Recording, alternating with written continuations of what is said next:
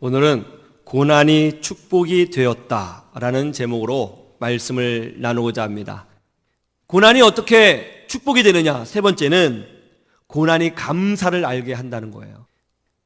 고난이 감사를 알게 합니다. 왜냐하면 고난을 통해서 작은 것 하나가 놀라운 축복이었다는 사실을 그제서야 비로소 깨달을 경우가 많기 때문에 그런 거예요. 오늘 4절을 보시죠. 이렇게 되어 있죠. 같이 볼까요? 4절 시작. 예수께서 그들에게 이르시되 선지자가 자기 고향과 자기 친척과 자기 집 외에서는 존경을 받지 못함이 없느니라 하시며. 존경이 무엇이죠?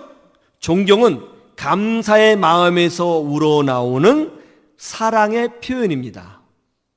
예수님의 고향 사람들은 예수님이 이 땅에 오시고 또 예수님이야말로 아담과 하와를 포함해서 21세기, 22세기 모든 시대에 유일한 구세주로 이 땅에 오신 메시아라는 사실에 대해서 예수님의 고향 사람들은 감사하지 않았습니다.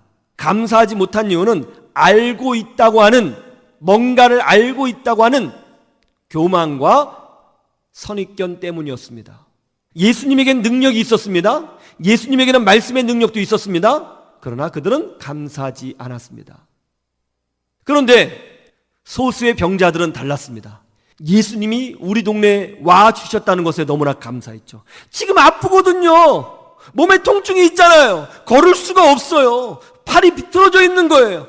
눈에 뭔가 문제가 생겨서 눈을 뜰 수 없어요. 근데 예수님이 오셨다잖아요. 근데 능력까지 보여주셨어요. 얼마나 감사해요? 예수님의 존재가 감사했죠. 예수님에게 달려간 거죠. 은혜를 경험한 거죠. 고난을 받기 전에는 작은 것 하나가 얼마나 소중한가 모를 때가 너무나 많아요. 저는요, 평생 살면서 치통이라는 것을 경험해 본 적이 없습니다. 하나님께서 제게 주신 선물 중에 가장 큰 선물이 뭐냐면 치아가 아주 건강하다는 거예요. 치아가 아주 건강하다는 거예요. 치통이 별로 없고요. 이 치아 문제로 고생해 본 적이 별로 없습니다. 그래서 누가 치통 때문에 뭐 일을 못 한다, 치통 때문에 뭐 죽을 맛이다, 치통 때문에 뭐 직장에 못 나갔다, 이런 얘기를 들으면 이해를 못 했어요. 아니, 이빨이 아픈데 왜 직장에 못 나가? 아니, 뭐 팔다리가 멀쩡하잖아.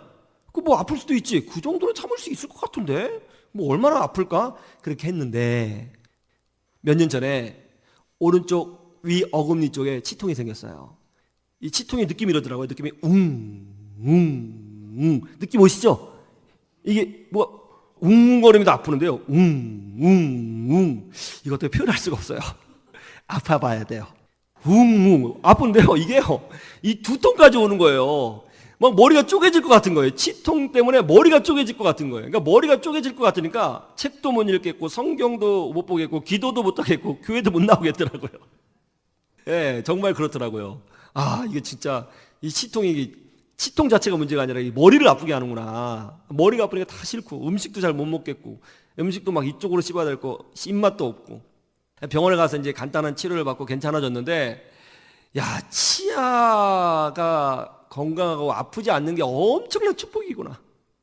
평소엔 당연하다고 생각했던 것이 아파 보니까 당연한 것이 아니더라고요. 여러분, 감사는 위기를 극복하는 영적 에너지인 줄로 믿습니다. 우리 그리스도인들이 어떻게 하나님의 은혜를 경험할 수 있을까? 바로 감사이죠. 세상 사람들은요, 어떤 복을 누려도요, 절대로 하나님에게 감사하지 않아요. 근데 우리 예수 믿는 사람들은요, 당연한 것도 감사해요. 우리는 밥을 먹을 때도 감사 기도를 해요. 세상 사람들은 내가 돈 주고 밥 먹는데 왜 감사해? 그렇게 생각을 하지만 우리는 먹을 수 있는 힘을 주신 것, 이 먹거리를 생산하도록 하나님께서 자연 환경을 만들어 주신 것, 그리고 내가 지금 건강하다는 것, 그것에 작은 것이지만 하나님께 감사해요. 이게 바로 우리 그리스도인이에요. 그리스도인들은 감사로 사는 존재인 줄로 믿습니다. 감사할 때 더 큰 하나님의 은혜를 누리죠. 감사는 축복의 메아리이거든요. 우리가 감사할 때 하나님은 능력으로 역사하셔서 내 마음에 더 감사가 채워지게 하시고 내 삶 가운데 감사가 증명되어지도록 역사하여 주시는 것입니다. 혹시 여러분 그 365 땡큐라고 하는 책을 알고 계세요? 365 땡큐. 이게 몇 년 전에 굉장히 유행했던 책인데요. 존 크레딕이라는 분이 썼습니다. 여러분 독서의 계절인데 한번 사서 한번 읽어보세요. 365 땡큐. 365 땡큐. 이 책의 내용은 이렇습니다. 존 크레딕이라는 분이 자신의 삶을 직접 이제 간증하듯이 쓴 책이에요. 이분은 원래 변호사였습니다. 근데 변호사 사무실을 개업을 했는데 아무도 의뢰를 하지 않아서 망한 거예요. 통장 잔고가 0원이었습니다. 그리고 첫 번째 부인과 이혼하고 이제 두 번째 부인과 살고 있는데 이 부인과도 불화가 생겨서 이혼 소송 중에 있게 되었어요. 그리고 딸을 굉장히 아꼈는데 이 딸이 이제 아내에게 뺏길 처지에 빠지게 된 것입니다. 그러니까 이제 돈도 없죠. 이제 가정도 무너졌죠. 자식도 잃게 된 거예요. 자기는 나름대로 열심히 살아온다고 살아왔는데 결국 보니까 망한 거죠. 절망에 빠졌습니다. 야, 결국 이것이 내 인생의 열매인가 낙심했습니다. 죽고 싶었습니다. 그런데 바로 그때에 어렸을 때 할아버지가 생각이 났어요. 할아버지가 이렇게 해 주셨다고 그래요. 야, 존, 할아버지가 10,000원 줄 테니까 가서 할아버지에게 감사 편지, 감사합니다 편지 써갖고 와. 그럼 10,000원 또 줄게.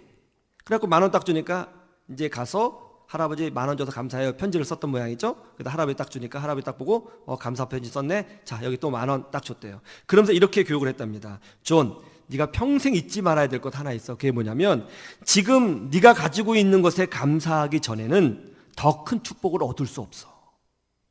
알겠지? 이거 꼭 명심하며 살아. 그렇게 교육을 했다는 거예요. 그게 딱 떠오른 거예요. 아, 그랬구나. 다시 한번 시작해보자. 그래서 이분이 감사 편지를 쓰기 시작한 거예요.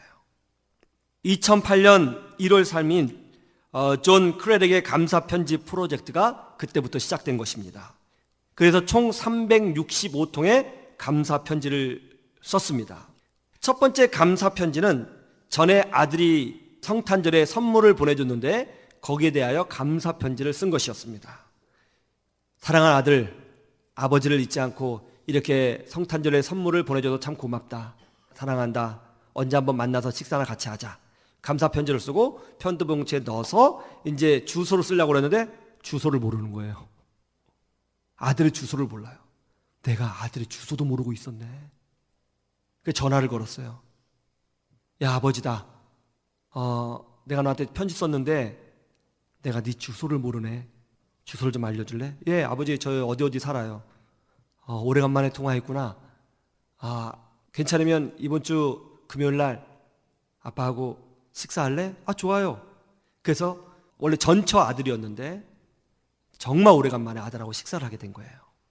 식사를 하는데 아들이 봉투를 하나 또 내밀더라는 것입니다. 이게 뭐야? 봉투를 딱 보니까 빳빳한 $100짜리 지폐가 가득히 담겨져 있는 거예요. 이게 뭐야? 하고 물었더니 아들이 그래요. 아버지 제가 이제 다 컸잖아요. 제가 옛날에 대학생 때 아버지에게 돈 $4,000 빌렸잖아요. 그거 지금 갚으려고요. 아버지 쓰세요. 감사 편지를 쓰니까 뭔가 변화가 오는구나. 할아버지 말이 맞았네. 그래서 그때부터 편지를 쓴 거예요. 수년 전에 자신을 치료해준 의사에게 감사 편지를 쓰고 선배에게 그리고 첫 번째 부인에게 그리고 지금 소송 중에 있는 아내에게 예전에 직장 동료에게 교회 목사님에게 감사 편지를 쓰는 거예요. 근데 감사 편지를 쓰면 놀랍게도 반응들이 그분들한테 오는 거예요. 그리고 관계가 회복되더라는 것이죠. 그리고 무엇보다 감사 편지를 쓰면서 자신의 마음이 변화되는 것을 경험했습니다. 내가 참 감사한 사람이었구나. 하나님께서 나한테 주신 것이 정말 많았구나. 그걸 모르고 살았구나.